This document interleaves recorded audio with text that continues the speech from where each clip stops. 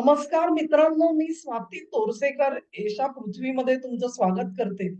आज तब्येत फारशी ठीक आहे अशातलं नाही, परंतु बातमी इतकी महत्वाची आलेली आहे की त्याच्यासाठी एक छोटासा का होईना पण व्हिडिओ बनवते आहे. 26 डिसेंबर रोजी UAE चे प्रमुख प्रिन्स झैद अल नेहान यांनी पाकिस्तानला भेट दिली. वरकरणी स्पर्धा त्या भेटीचं कारण हे ते शिकारीसाठी आले होते म्हणून सांगितलं गेलं. त्यांचं विमान हे नूर खान एअरवेज वरती उतरलं. तिथेच पाकिस्तानचे पंतप्रधान आणि अन्य जे त्यांचे मंत्रीगण आहेत त्यांच्याशी त्यांची भेट झाली आणि त्यानंतर ते पुढे शिकारीसाठी अन्य ठिकाणी पाकिस्तानमध्ये रवाना झाले असं सांगितलं. या भेटीच्या दरम्यान पाकिस्तान मधले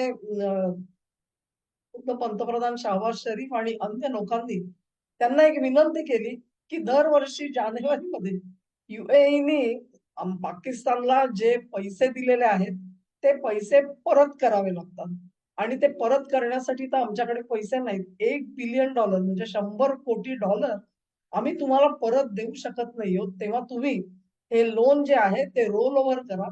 म्हणजे नॉर्मली काय केलं जातं, जुनं कर्ज फेडलं असं दाखवतात आणि नवीन कर्ज दिलं असं दाखवलं जातं कागदोपत्री. तर त्याप्रमाणे तुम्ही ते रोल ओव्हर करा अशी विनंती पाकिस्तान सरकारने झैद यांना केली. शिवाय त्यांनी एक विशेष विनंती केली की तुम्हाला जर का पाकिस्तानमध्ये गुंतवणूक करायची असेल तर त्याबद्दल सुद्धा तुम्ही विचार करा, कारण मग ते झालं तर पाकिस्तानला हे जे पैसे आहेत ते गुंतवणुकीचे आले म्हणून दाखवता येईल आणि एक प्रकारे तो जो कर्जाचा सापळा आहे त्याच्यामधून त्यांची सुटका होईल असं त्यांचं म्हणणं आहे. मला अजिबात वाटत नाही, कारण एकदा हे पैसे गुंतवले असं म्हटलं समजा जय यांनी की हे लोक नवं कर्ज मागणार आणि ते पुन्हा रोलओव्हर होत राहणार, कारण जिथे आर्थिक शिस्त नाही तिथे दुसरं काही होऊ शकत नाही. $11 बिलियन म्हणजे 1100 कोटी हे मिसिंग आहेत. IMF ने शोधून काढलं. जे पैसे म्हणजे पुढचे जे हप्ते आहेत द्यायचे ते आधीच खर्च करून झालेले आहेत कागदोपत्री. अशा परिस्थितीत दुसरं काय होणार आहे. पण अल-झैद यांना जो झैद अल नेहान यांना जो प्रस्ताव दिला गेला तो महत्वाचा आहे. पाकिस्तानात गुंतवणूक तुम्ही करणार काय? पाकिस्तानमध्ये खाजगी कंपन्या फारशा चालवल्या जात नाहीत, कारण तिथे फौजी फाउंडेशन आहे. फौजी फाउंडेशन तर्फे पाकिस्तान मधला प्रत्येक उद्योग चालवला जातो. म्हणजे तुमच्याकडे जसे केलॉगचे कॉर्नफ्लेक्स खाता तुम्ही सकाळी उठल्यावर, पाकिस्तानमध्ये ते केलॉगचे कॉर्नफ्लेक्स नाही, पाकिस्तानचं जे काही वर्षन आहे ते पण फौजी फाउंडेशन बनवते. घरं बांधून द्यायचं काम पण फौजी फाउंडेशन करते. सगळीच कामं A to Z सगळे उद्योग व्यवसाय हे फौजी फाउंडेशनच्या हातात दिलेले आहेत. आणि गंमत अशी की तुम्ही जर का त्यांच्याशी स्पर्धा करण्यासाठी म्हणून एखादी कंपनी काढली तर तुमच्या अशा पद्धतीने छळणूक केली जाते की तुम्हाला लायसन्सच मिळत नाही. मिळाली तर तुम्हाला सरकारच्या अनेक एन्क्वायरीजना सामोरं जावं लागतं. अशा परिस्थितीमध्ये कोणीही धजावत नाही. त्यांना सगळ्यांना माहितीये की हे फौजी फाउंडेशनच्या पुढे आपला काही टिकाव लागणार नाही. कोणीही धारिष्ट करत नाही. आता ते धारिष्ट जर का कोणी दाखवलंच नाही तर हे झालेले आहेत सर्वात मोठे. फौजी फाउंडेशनच्या हातामध्ये एकतर अत्यंत ल्युक्रेटिव्ह पोस्ट असतात, म्हणजे सैन्यातून निवृत्त झाला ऑफिसर की त्याला तिथे नोकरी मिळू शकते आणि वेगवेगळे म्हणजे एवढ्या कंपन्या सगळ्या काढून ठेवलेल्या आहेत की कित्येक प्रकारचे जॉब्स तिकडे तयार झालेले आहेत. त्याच्यामध्ये लागून जाते वर्णी तुमची. त्या ऑफिसर्सचं जे पेन्शन आहे ते पेन्शन सुद्धा त्याच्यातूनच दिलं जातं असं म्हणतात. तेव्हा एक फौजी फाउंडेशन हे एक मूलभूत आधार झालेला आहे पाकिस्तानचं. आणि पाकिस्तानचं म्हणायचं की नाही याबद्दल मला शंका आहे, कारण फौजी फाउंडेशन जर का बंद झालं ना किंवा कुठल्याही परिस्थितीमध्ये त्यांचे अधिकार छाटले गेले तर थेट आर्मीचे अधिकार छाटले जातील अशी परिस्थिती पण आहे, कारण त्या त्या आर्थिक सामर्थ्यावरती तिथली लष्कर जे आहे ते दादागिरी करतात. म्हणजे एक तर हातात बंदुका आहेतच, पण त्या बंदुकांच्या व्यतिरिक्त अत्यंत सॉलिड असं त्यांनी फाउंडेशन तयार करून ठेवलेलं.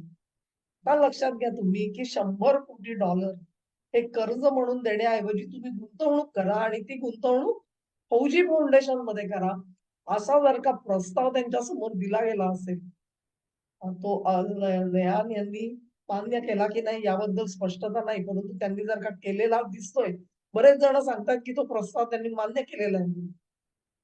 तसं जर का असेल मित्रांनो, तर अनेक जण म्हणतायत की हे काय म्हणजे पाकिस्तानसाठी हे काय फारसं चांगलं नाहीये. अर्थातच चांगलं नाहीये.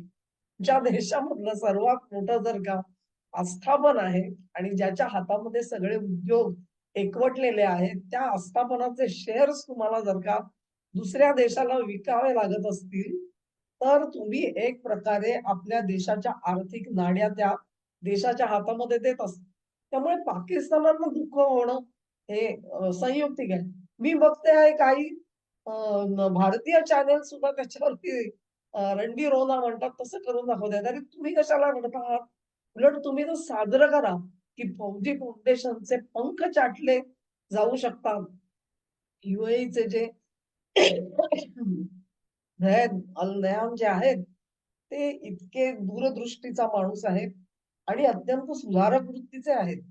UAE मध्ये त्यांनी देवळं बांधायला परवानगी दिलेली आहे. वेगवेगळ्या प्रकारे UAE मधला जो काही सगळा विकास झालेला आहे, तो विकास बघितलात तुम्ही. तर या माणसाची जी दूरदृष्टी आहे, त्याच्यातून हा पाकिस्तानच्या फौजेला शिस्त लावायची असेल ना, आकारात कापणं म्हणतात ना, कट टू साइज ते करायचं असेल, तर फौजी फाउंडेशनला हात घातल्याशिवाय मला काही करता येणार नाही. याच फौजी फाउंडेशन मधून सगळी भ्रष्टाचाराची गंगा सुद्धा वाहत असणार. तेव्हा त्याचे शेअर्स जर का UAEच्या हातात जात असतील, तर ती स्वागतार्ह गोष्ट मानली पाहिजे भारताने, कारण तिथूनच सुरुवात होईल ही सगळी. पाकिस्तान हा देश जो आहे ना, त्या देशाबद्दल आपण काय म्हणायचं ते नंतर, परंतु ते लोकशाही लुटूच दिली जात नाही आणि त्याचं कारण लष्कर आहे. आणि त्या लष्कराची ताकद जर का कोणी पंख छाटणारा एखादा जर का पुढे येत असेल, तर त्याचं आपण स्वागत केलं पाहिजे. कारण कधीही काही घडलं तरी लोकशाहीवादी जो देश असतो त्याच्याशी डील करणं सोपं असतं.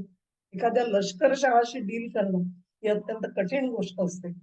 कुणीही मान्य करेल. तेव्हा मला स्वतःला आनंद झालेला आहे. हे प्रस्तावाच्या रूपात आहे की ते मान्य झालेलं आहे. हे आपण नंतर त्याचा फॉलोअप करू. पण आजच्या घडीला तरी मला वाटतं 2025 हे संपायच्या अगोदर आपल्याला एक चांगली बातमी आलेली आहे आपली असं म्हणता येईल. धन्यवाद. हा व्हिडिओ बघितल्याबद्दल तुमचे आभार.